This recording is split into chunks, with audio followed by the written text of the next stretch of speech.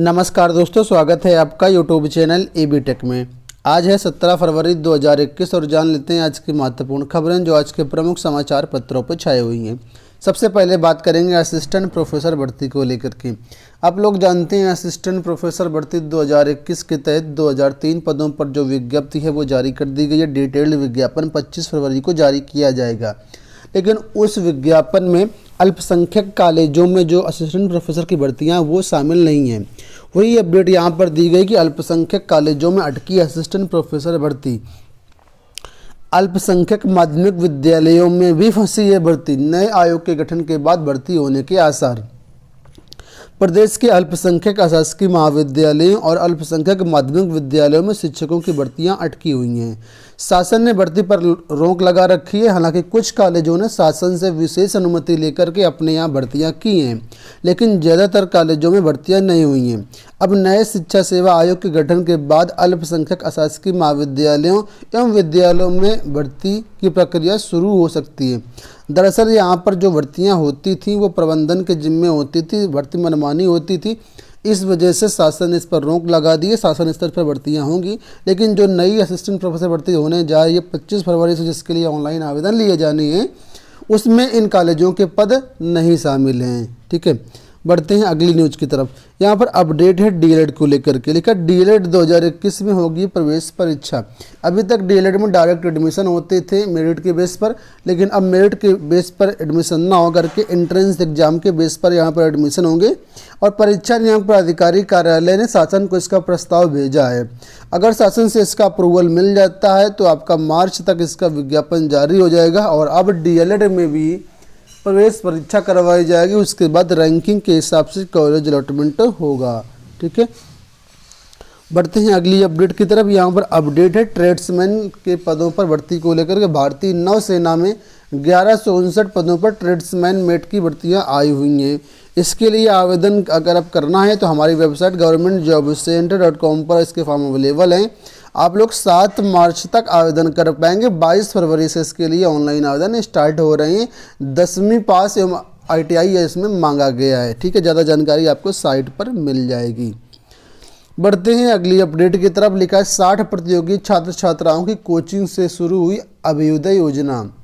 दोस्तों, आप लोग जानते हैं उत्तर प्रदेश में फ्री कोचिंग योजना के नाम से चलाई गई है, जिसका नाम है अभ्युदय योजना। इसमें सिविल सर्विसेज से हो गया और UPTT हो गया, SSC हो गया, रेलवे हो गया, बहुत सारी कोचिंग के लिए यहाँ पर फ्री जो है रजिस्ट्रेशन करवाया जा रहा है। फ्री में ही 6 महीने तक कोचिंग दी जाएगी। तो उसमें से बहुत लोगों ने रजिस्ट्रेशन कराया था। तो पहला बैच जो है प्रयागराज में वो शुरू हो चुका है कल से।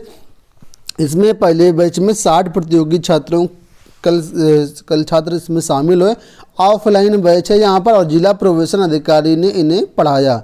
सिविल सर्विसेज का ये बैच है और इसमें कुल मिलाकर के जो है कल जो इसका टाइम टेबल है, एक तरीके से सिलेबस है सिविल सर्विसेज का, उसके बारे में बताया गया है। और नया बैच अगले हफ्ते शुरू होने की उम्मीद है। राजकीय बालिका इंटर कॉलेज में ये छात्रों को कोचिंग दी जा रही है। ठीक है, और जो बैच हैं वो शीघ्र ही शुरू किए जाएंगे।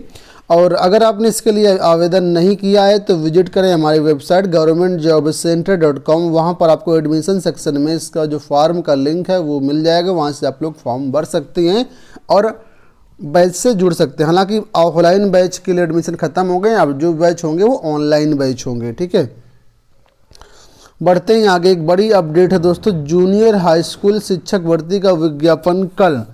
आप लोग जानते हैं जूनियर हाई स्कूल शिक्षकों के 1894 पदों पर जो भर्ती का शासनादेश है वो 10 फरवरी को जारी किया गया था और इसका विज्ञापन 18 फरवरी को जारी होना है। तो कल इसका जो विज्ञापन है वो जारी होगा। इसमें करीब 1504 शिक्षकों के पद हैं और 390 जो हैं प्रधानाध्यापक के पद हैं। कल इसका डिटेल्ड विज्ञापन आ जाएगा। सारा जो कन्फ्यूजन की स्थिति है, जैसे विज्ञान गणित को लेकर के, सिलेबस वगैरह को लेकर के, तो सारी चीज़ें कल क्लियर हो जाएंगी। इसमें 2.5 घंटे की परीक्षा होगी।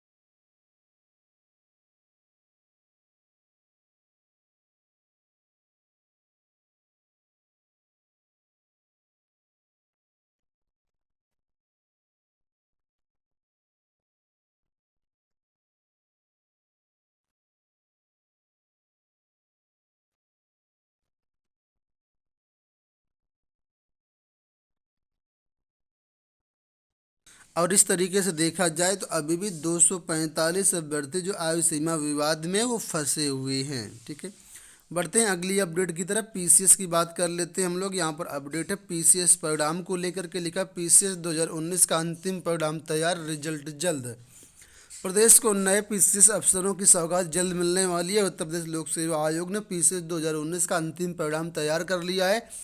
जरूरी कार्रवाई करके परिणाम 20 फरवरी तक जारी होने की उम्मीद है। तो पीसीएस 2019 का परिणाम जो है वो 20 फरवरी तक जारी हो सकता है।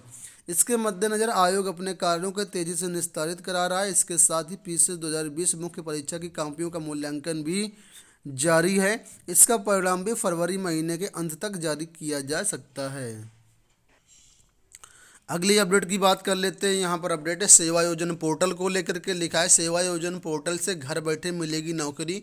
मौर्य श्रम एवं रोजगार मंत्री स्वामी प्रसाद मौर्य ने कहा कि राज्य सरकार निजी क्षेत्रों में नौकरी दिलाने के साथ साथ सरकारी क्षेत्रों में भी संविदा की भर्तियों को अब सेवा योजन पोर्टल के माध्यम से करेगी।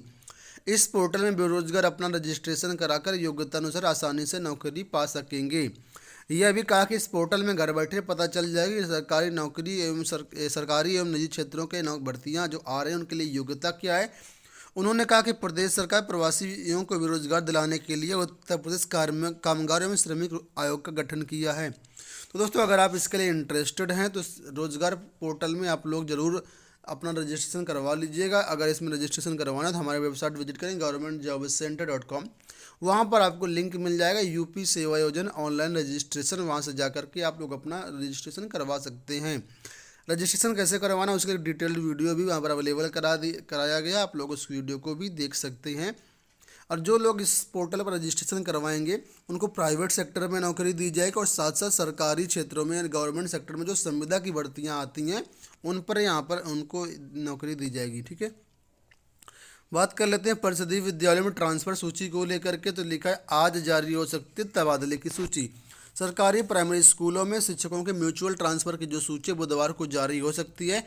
इसमें 1 वर्ष की सेवा अवधि वाले शिक्षकों व 3 वर्ष की सेवा अवधि वाले शिक्षकों के भी तबादले हो सकेंगे। तो परिषदीय विद्यालय में जो ट्रांसफ़र के लिए आवेदन किए थे वो लोग आज अपना ट्रांसफ़र सूची देख सकते हैं अगर जारी हो जाती है। जैसे ही सूची जारी होती है आपको हमारी वेबसाइट governmentjobcenter.com पर ये सूची मिल जाएगी। बढ़ते हैं अगली अपडेट की तरफ। तो यहाँ पर लिखा है दिव्यांग छात्राओं को हर मिलेंगे 200 रुपये।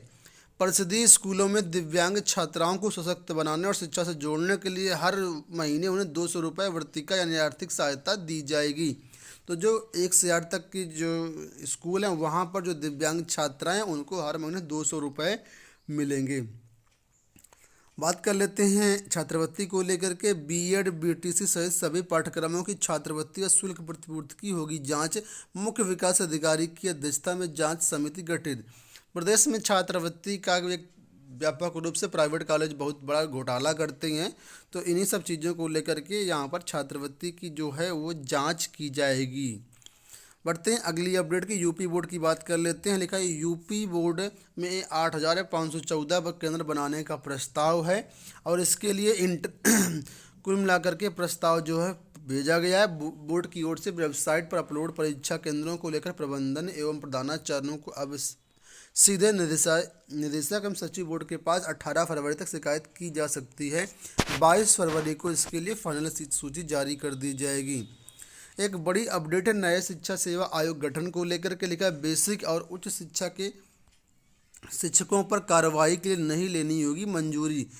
लिखा है उत्तर प्रदेश शिक्षा सेवा आयोग के गठन के लिए राज्य सरकार विधानमंडल के बजट सत्र में नया विधेयक ला सकती है। आयोग के गठन में रुकावट बन रहे विभिन्न मुद्दों को सुलझाने के लिए शासन स्तर पर विभागों के बीच सहमति बन चुकी है। तय हुआ कि बेसिक शिक्षा और उच्च शिक्षा से जुड़े शिक्षकों की उनकी सेवा नियमावली परिनियमावली के अनुसार दंडित करने को मौजूदा व्यवस्था बरकरार रखेगी। माध्यमिक शिक्षकों को अनुशासित कार्यवाही के फलस्वरूप दंडित करने के लिए आयोग की पूर्वानुमति जरूरी होगी, वरना उसका प्रभाव शून्य माना जाएगा। दोस्तों, नया जो शिक्षा सेवा आयोग बनना था उसके ड्राफ्ट में काफ़ी सारी कमियां थी, तो उसी ड्राफ्ट को लेकर के यहाँ पर बात की गई है कि जो दंड का प्रावधान था वो बरकरार रखा जाएगा, इसमें कोई फेरबदल नहीं किया जाएगा। और जो उत्तर प्रदेश शिक्षा सेवा आयोग का गठन हो रहा है उसका जो विधेयक है इसी विधान सत्र में बजट सत्र में या लाने की तैयारी चल रही है और अगर सब कुछ ठीक ठाक रहा तो बहुत जल्द इसका गठन भी हो जाएगा। तो ये हो गई दोस्तों आज की सारी अपडेट। आशा करते हैं वीडियो पसंद आया होगा। इसी तरह की अपडेट पाने के लिए चैनल को सब्सक्राइब कर लीजिए, वीडियो को लाइक और शेयर भी कर दिया करें। और जो मित्र अभी तक हमारे ऑनलाइन टेस्ट सीरीज में रजिस्ट्रेशन नहीं किया, डिस्क्रिप्शन बॉक्स में लिंक दिया गया है। ऑनलाइन टेस्ट सीरीज सभी 1300 एग्जाम का जो ऑनलाइन प्रैक्टिस सेट है वो हमारे एंड्रॉयड ऐप एबीटेक ऑनलाइन टेस्ट सीरीज में मिल जाएगा। तो आप लोग उस ऐप को जरूर इंस्टॉल कर लीजिएगा। धन्यवाद।